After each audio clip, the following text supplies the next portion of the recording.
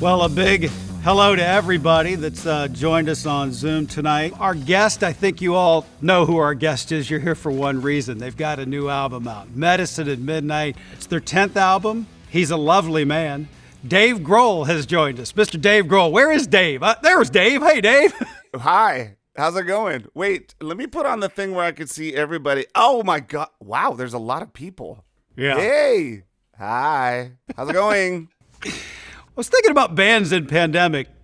You're kind of built for this because you do have stretches of time when you're off of the road and your family, Dave, and raising kids. So this probably isn't as traumatic for a band guy as it is for all of us humps that have to do a 9 to 5 every day. Well, I mean, to be honest, it's been a challenge in a lot of ways because, you know, we're used to like making a record and hitting the road for a year and a half and circling the planet like 3 times and then coming back swearing we'll never do it again. We're like, well, now I'm never doing that again. Like, there's no way. That was fun. That was a traumatic nightmare. And then 2 weeks later, I'm on the couch writing songs, telling guys like, hey, I think I got an idea for another record. So obviously this time we weren't able to do that. And I mean, we started making this record like in the beginning of 2019. We went in to start recording fall of 2019. And I mean, we like had big plans. We were like 25th anniversary and it's our 10th record and we're going to go take over the world and it's going to be, and we wrote the songs like for these big audiences. Basically, I was like, cool, man, let's make songs that'll make everyone shake their butt and sing along and it'll be huge and great. And then everything shut down. And when everything shut down, I mean, you know, the band was kind of the last thing anyone wanted to think about. We just wanted to make sure everyone was safe and we wanted to make sure that everyone was cool. And after a little while, everyone started getting a little anxious, right? I'm a spaz anyway. So like for me to like just sit around on a couch and do nothing, I was scared. I was scared to sit down. Like I hadn't done that yet. And then it was just a matter of like trying to figure out how we were going to eventually release the record and why. You know, if we're not going to do that thing that we always do, go out on tour and do stuff like that, why do we release records? And it's basically because we like to write songs to share with other people. And whether that's in a stadium full of fans or like, you know, your kitchen on a Monday night, like we make these songs so that people can sing along. And, you know, in the meantime, everybody was just like, oh my God, I've got this lasagna recipe. You're going to freak out. It's so glad, you know? And like, I started writing the stuff on this Instagram page and getting calls from other musicians like, hey, let's do a remote side project and get weird. So there was, you know, there's some good things about the isolation, but ultimately it's like, duh, we'd rather be out there playing shows and stuff like that. Well, you said you sat on this for a while, so it's been done. You've been staring at it on a shelf. We've all been bored out of our freaking minds. Like, what took you so long? Like, why, you know, I just heard it this past weekend. Yeah, dude, like, what the hell? I could have enjoyed this for 6 months. Come on, man.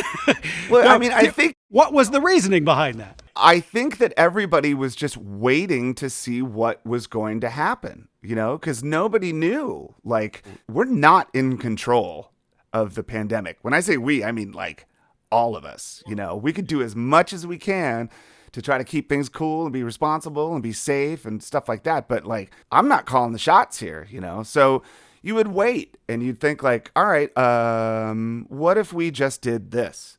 And we'd think like, yeah, that might be a cool idea. Well, let's think about it. See what happens. And then, okay, what if we did this? Let's see what happens. And you know, at first I was like, I'm not going to perform one of these like Zoom concerts. Like, I'm not doing that. I'm going to wait until I could stand on a stage in front of you guys. We could look in each other's faces and do this because that's how I like for it to be done.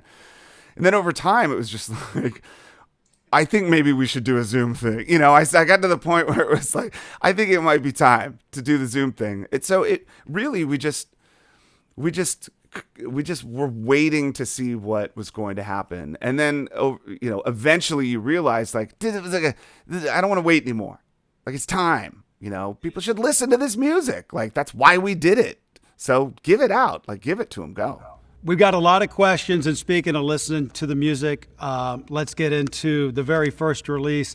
Why did you decide on this song as Shame Shame as the very first release? Who decides this? Was there reasoning behind it? Go with that. Well, basically, we went into the making of this record with the idea like, okay, we're going to do something we haven't necessarily done before.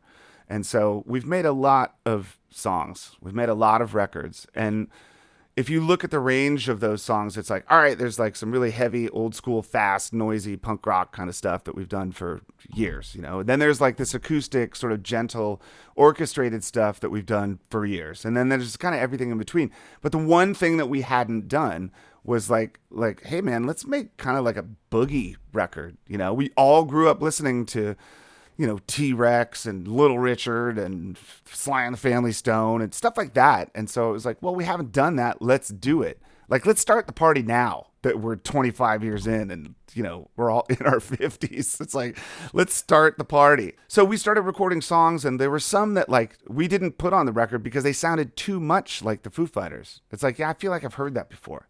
Like that kind of reminds me of Monkey Wrench, or that kind of reminds me of like Best of You, or that kind of, and so those were the ones we would avoid.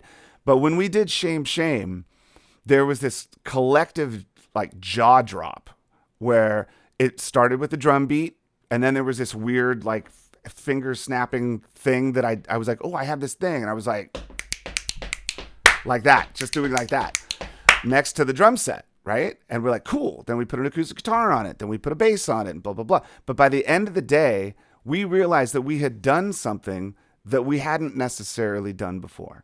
And it sounded different than anything we had done before. And I thought, God forbid the first song we put out, people say, oh yeah, it's a Foo Fighters song. Like that to me was like an insult. I was like, so when I heard that song, I'm like, I want that song to be the first one people hear. So instead of it being just like an exclamation point, it's a question mark. Like, what? Really? Like you played that long and you got all this way and then there's this?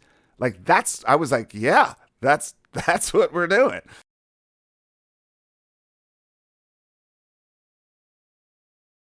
Hey guys, thanks so much for watching. Did you like that video? You can check out more over here. And don't forget to subscribe to iHeart right here.